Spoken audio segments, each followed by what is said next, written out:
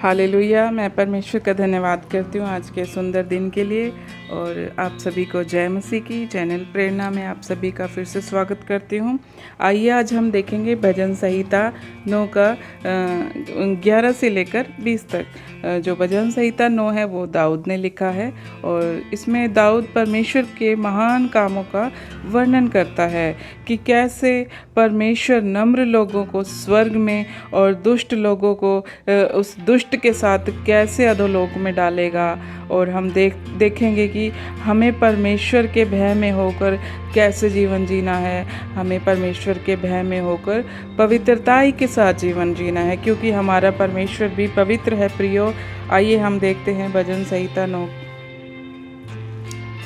का 11। यहोवा जो सिय्योन में विराजमान है उसका भजन गाओ, जाति जाति के लोगों में उसके महाकर्मों का प्रचार करो।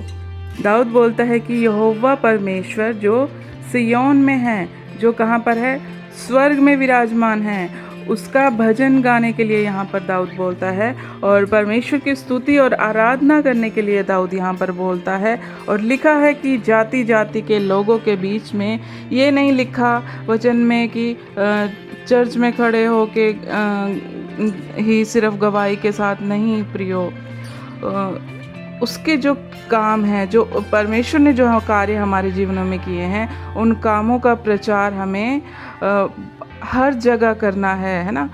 हमें चर्च से बाहर जाकर, जहाँ जाति जाति के लोग रहते हैं, उनके बीच में हमें प्रचार करना है, ताकि वो लोग हमारे परमेश्वर यहोवा को जान पाए, है ना। जो आश्चर्य कर्म परमेश्वर ने हमारे जीवन में किए हैं, पहले हम कैसे जीवन बिता रहे थे, लेकिन परमेश्वर ने कैसे हमारे जीवनों को बदला है ना।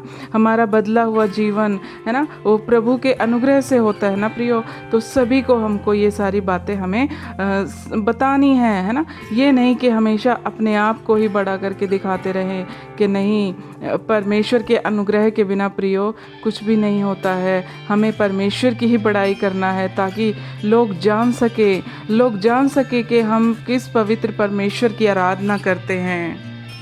और 12वीं आयत में दाऊद बोलता है कि 12वीं आयत में दाऊद बोलता है कि क्योंकि खून का पलटा लेने वाला उनको स्मरण करता है, वह दीन लोगों की दुहाई को नहीं भूलता।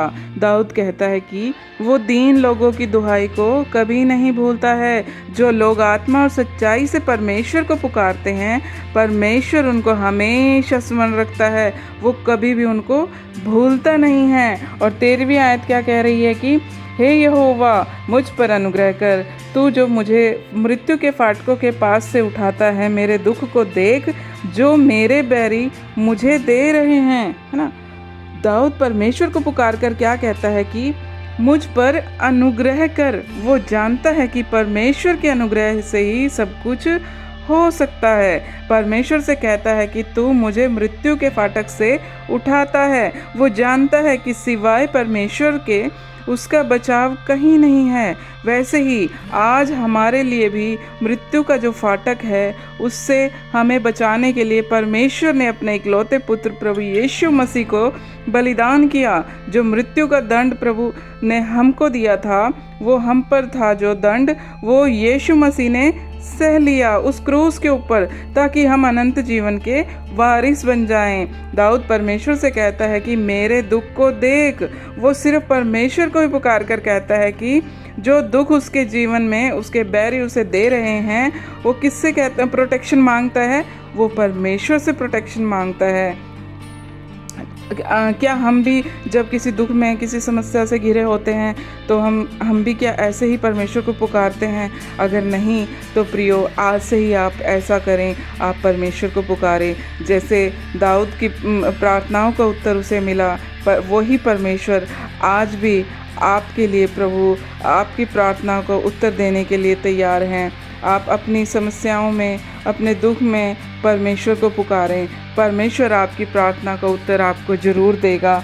और 13वीं आयत कहती है कि हे यहोवा, मुझ पर अनुग्रह कर, तू जो मुझे मृत्यु के फाटकों से उठाता है और मेरे दुख को। 14वीं आयत में लिखा है कि ताकि मैं सिय्योन के फाटकों के पास तेरे सब गुणों का वर्णन करूं और तेरे किए हुए उद्धार से मगन हूँ। जब परमेश्वर का अनुग्रह हम पर होता है, कैसे वो हमारी ढाल है, कैसे वो हमारी रक्षा करता है, हमें उस स्वर्गीय पिता की गुणगानों को हमें करना चाहिए। हमें परमेश्वर यहोवा जो स्वर्ग में विराजमान है, वो सर्वव्यापी परमेश्वर है, उसका हमें वर्णन करना चाहिए, है ना। हमें किसी दुनियावी आनंद में नहीं जाना चाहिए, है ना। हमें किसी और बातों में आनंदित नहीं होना चाहिए। प्रियो, परमेश्वर ने जो उद्धार आपको दिया है उसमें आपको मगन होना है। जैसे हमारी छाया हमारे साथ साथ रहती है, वैसे ही प्रभु का आनंद भी हमारे संग संग रहना चाहिए हर पल। केवल चर्च में, आराधना में नहीं, जहाँ पर परमेश्वर ने आपको रखा है, चाहे हम कितनी भी भयानक स्थिति में क्यों ना हो, है ना, कितनी भी बुरी समस्या में क्यों ना हो, प्रभु में हमें हमेशा मगन रहना है। परमेश्वर को हमें कभी नहीं भूलना है, ताकि लोग हमको देखकर परमेश्वर को जाने कि कैसे इतने दुख में भी ये लोग प्रभु को ही पुकार रहे हैं और आज भी प्रभु में ही आनंदित हैं। और 15वीं आयत क्या कह रही है कि अन्य जातियों ने जो गड्ढा खोदा था उसी में वो आप ही गिर पड़े, जो जाल उन्होंने लगाया था उसमें उन्हीं का पाँव फंस गया। जो लोग आज आपके विरुद्ध में षड्यंत्र करते हैं या आपको कभी नीचा दिखाते हैं, तो वो आप ही अपने ही खोदे हुए गड्ढे में गिर जाएंगे। प्रियो, जो कोई आपके विरुद्ध जाल बिछाएगा उनका खुद का ही पाँव उसमें फंस जाएगा। प्रियो, वचन हमें साफ साफ तसल्ली देता है इस बात की। और ये कब होगा? जब आप संपूर्ण मन से परमेश्वर पर भरोसा रखेंगे और हर बात के लिए सिर्फ और सिर्फ परमेश्वर को ही पुकारेंगे। लेकिन हम अधिकतर दुखी होकर या क्रोध में आकर हम क्या करते हैं? बदला लेने की कोशिश करते हैं। प्रियो, हमें ऐसा नहीं करना है। मुझे पता है ये सब करना बहुत मुश्किल है ना। ऐसी सिचुएशन में अपनी ओर से नम्रता दिखाना बहुत कठिन होता है। लेकिन अगर हम परमेश्वर पर भरोसा रखेंगे और वो हमारा पलटा लेगा, है ना, और हमें उल्टा उनके लिए क्या करना है?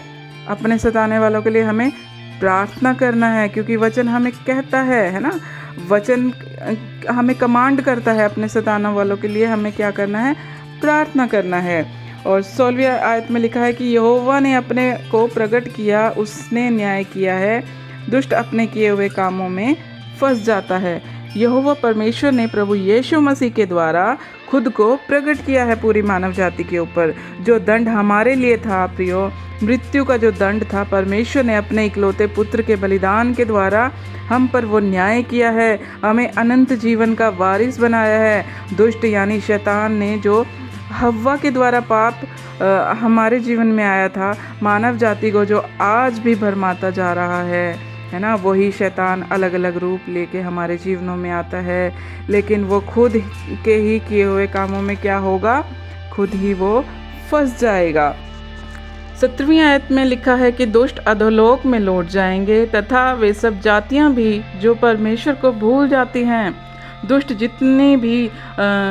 जितनी भी अंधकार की शक्तियां हैं, है ना, ये सब क्या होंगी? ये सब अधोलोक में लौट जाएंगी।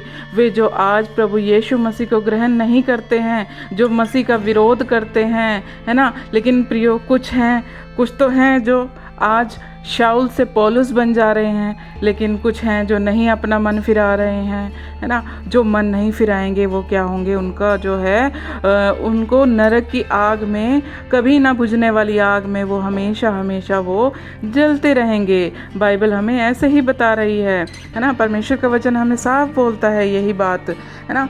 कुछ वो जो प्रभु को जानकर भी भूल जाते हैं, है ना, जानते भी हैं, मान भी लेते हैं, लेकिन वो क्या करते हैं? वो उसको भूल जाते हैं। वो भी दुष्टों की ही मंडली में पाए जाएंगे उस समय जब न्याय का दिन आएगा, है ना। ये नहीं कि चंगे हो गए और फिर वही अपने पुराने कामों में लग जाएं, नहीं। परमेश्वर के पीछे पूरी आत्मा और सच्चाई के साथ, पूरी पवित्रताई के साथ हमें जीवन बिताना है। 18वीं आयत कहती है कि क्योंकि दरिद्र लोग अनंत काल तक बिसरे हुए ना रहेंगे और ना तो नम्र लोगों की आशा सर्वदा के लिए नष्ट होगी। दाऊद कहता है कि दरिद्र लोग अनंत काल तक बिसरे हुए नहीं रहेंगे, है ना। जैसे हम लाजर की स्टोरी हम सभी जानते हैं है ना। और धनी व्यक्ति को जो है स्वर्ग में जगह नहीं मिली थी, लेकिन एक कंगाल लाजर को परमेश्वर ने स्वर्ग में जगह दिया, है ना। और हम कंगाल विधवा का भी हम उदाहरण देख सकते हैं, है ना। उसने अपनी घटती में से परमेश्वर को दिया, है ना, और कैसे उस पर परमेश्वर का अनुग्रह हुआ। ऐसे बहुत सारे उदाहरण हैं, है ना। जो लोग परमेश्वर पर आशा लगाए हुए हैं उनकी आशा कभी भी नहीं नष्ट होगी। परमेश्वर उनको अपने स्वर्ग राज्य में अनंत जीवन देगा। ये परमेश्वर ने वायदा किया है प्रियो हमसे। 19वीं आयत कहती है कि उठ हे परमेश्वर, मनुष्य प्रबल ना होने पाए, जातियों का न्याय तेरे सम्मुख किया जाए। दाऊद कहता है कि हे परमेश्वर उठ, मनुष्य प्रबल ना होने पाए। कितने मनुष्य हैं जो कहते हैं कि मैं परमेश्वर हूँ, है ना। वो कुछ ज्ञान की बातें तो साझा करते हैं और साथ में क्या कहते हैं कि वो अपने आप को परमेश्वर के तुल्य भी कहते हैं, है ना। वो परमेश्वर के समान हो जाना चाहते हैं। प्रियो, जब न्याय का दिन होगा, समस्त मानव जाति का होगा, किसी एक विशेष वर्ग का नहीं होगा, सबका न्याय होगा। और 20वीं आयत कहती है कि हे परमेश्वर उनको भय दिला, जातियां अपने को मनुष्य मात्र ही जाने। दाऊद परमेश्वर को पुकार कर कहता है कि तू ही भय दिला। जो अपने आप को तेरे तुल्य समझ रहे हैं उनको तू ही भय दिला। जो तुझको छोड़कर किसी अनजाने ईश्वर के पीछे चले गए हैं, कुछ तो अनजाने ईश्वर को छोड़कर आज भी बुरी आदतों में हैं, है ना। उन्होंने अनजाने ईश्वर को छोड़ दिया, है ना। मूर्ति पूजा तो उन्होंने छोड़ दिया, लेकिन कुछ पाप हैं जो आज भी उनके जीवन में एक्टिव हैं, है ना। परमेश्वर जो है पाप से घृणा करता है। हमको इस बात को समझना बहुत ज़रूरी है। और परमेश्वर पवित्र परमेश्वर है। जैसा हमारा परमेश्वर पवित्र है वैसे ही हमें भी पवित्र होना है ना। कुछ तो स्वयं को ही परमेश्वर के तुल्य समझ रहे हैं। आज भी समय है वो जान ले कि वो केवल एक मनुष्य ही हैं, वो परमेश्वर नहीं हैं। जीवन और मृत्यु केवल परमेश्वर के ही हाथों में है। रात और दिन सारी सृष्टि जिसको परमेश्वर ने रचा है, किसी मनुष्य ने नहीं। सबका जो नियंत्रण है वो किसके पास है? वो परमेश्वर के पास है। सिवाय परमेश्वर के कोई भी बड़ा नहीं है। जो खुद को बड़ा बनाएगा उसको छोटा किया जाएगा। इसलिए प्रियो, खुद को नम्र बनाएं। ऐसा आप खुद से नहीं कर सकते। प्रार्थना करें, दाऊद की तरह परमेश्वर से अनुग्रह मांगे। परमेश्वर आपको उन ऊंचाइयों पे लेके जाएगा जहाँ पे आप सोच भी नहीं सकते हैं। पवित्रताई के साथ जीवन जिएं। परमेश्वर इन वचनों के द्वारा आपको और आपके परिवार को बहुत बहुत आशीष दे। सभी को जय मसीह की। हालेलुया।